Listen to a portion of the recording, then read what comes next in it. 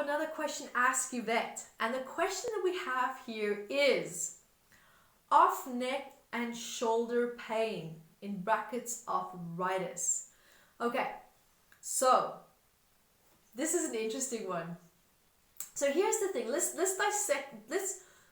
dissect it step by step, because normally when we look at pain, because I'm sure this is very painful, you know, arthritis, the neck, the shoulder, I could always just feel it just reading the question.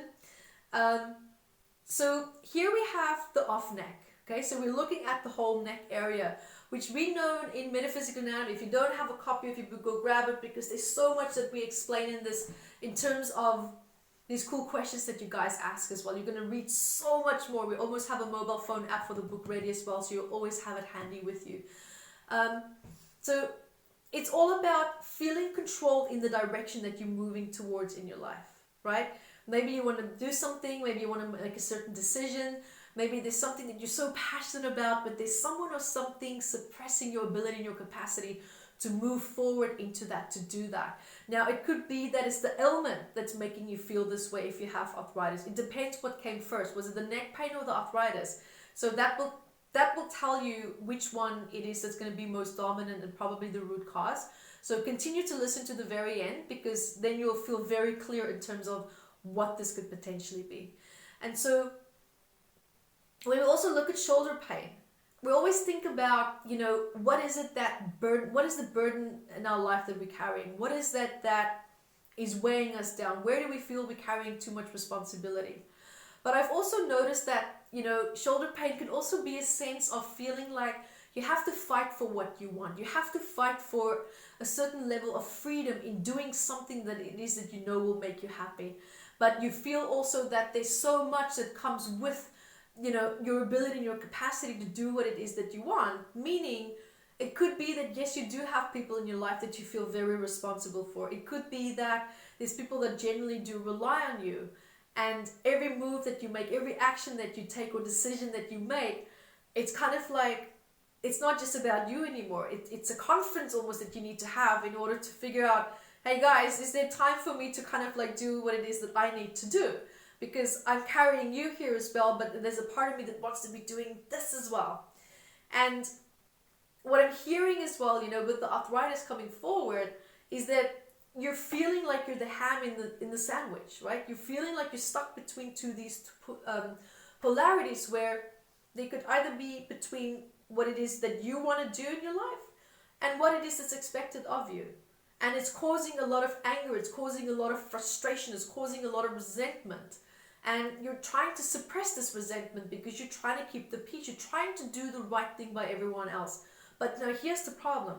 You're trying to do it so right by everyone else that it's now become to your detriment. And you feel that now I'm stuck.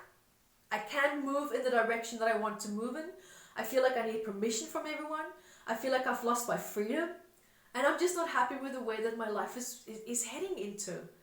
And, you know, I can't help but feel that this is a pattern that, you know, there's someone in your life that you could have seen who acted or behaved in similar ways. I kind of feel like there's someone who was always the caretaker, someone that was always praised for doing so much for others and carrying so much and realizing and seeing how people admired this person. And it doesn't necessarily have to be someone that was in your life. It could be someone that you just briefly met. It could have been a teacher, mentor, role model, someone, mom and dad, I don't know. But I feel there was an outside influence where you observed this pattern and you copied that, thinking, or perhaps, and not consciously, subconsciously, that this is going to get me the love and the acceptance that I want and need. Because I honestly feel there's a deep part of you that's doing this, not deliberately, but for the sake of avoiding rejection. And I think if you can really truly heal the wounded aspect of you that doesn't want to be rejected, and learn to accept yourself first and be comfortable with rejection, a big part of this element is going to shift for you. I really feel it's going to shift for you very, very, very well, big time. Because the resentment that you're feeling is valid. And the resentment that you're also feeling is showing you, right? It's showing you that your threshold for dealing with a certain issue, for having been, squashed in the middle of, feeling obligated of having to do something, and also feeling that I need to break free from this. I don't want to be controlled anymore. I don't want to be controlled by my circumstances anymore. I don't want to be controlled by a life that I've set up for the sake of making others happy, because I'm not winning in this. I'm sinking. And wanting to move into a direction that that's going to make you happy. Because there's something, someone, something, whether it's your mindset, whether it's a person, whether it's a relationship dynamic or dynamics, that's causing you to feel that it's bigger than you. And that their needs are also bigger than yours. But where does that leave you? Where do you fit into all of this?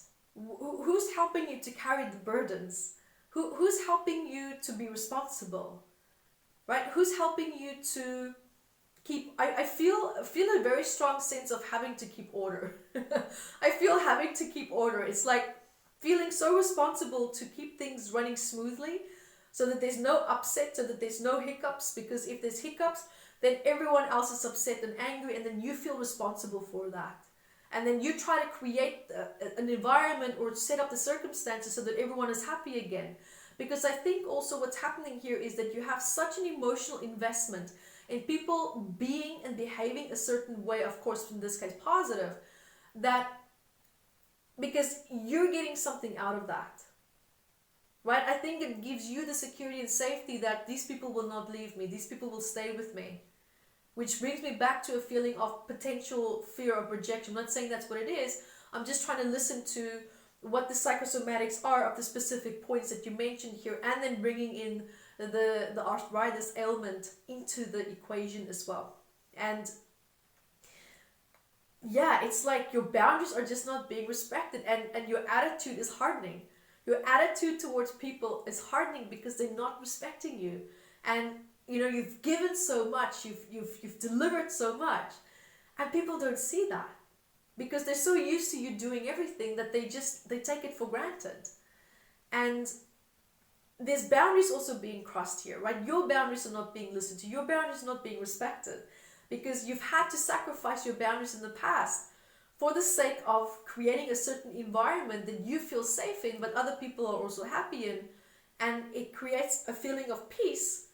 But you're paying a big price for this peace. So at the end of the day, when you look at what you're paying for it, it's actually not worth it. Because it's coming at the price and to the detriment of your own happiness. And that's kind of like the feel that I get from this. So it really depends what came first. Was it the arthritis and then the neck pain and the shoulder pain? Or was it the shoulder pain or the neck pain that came first?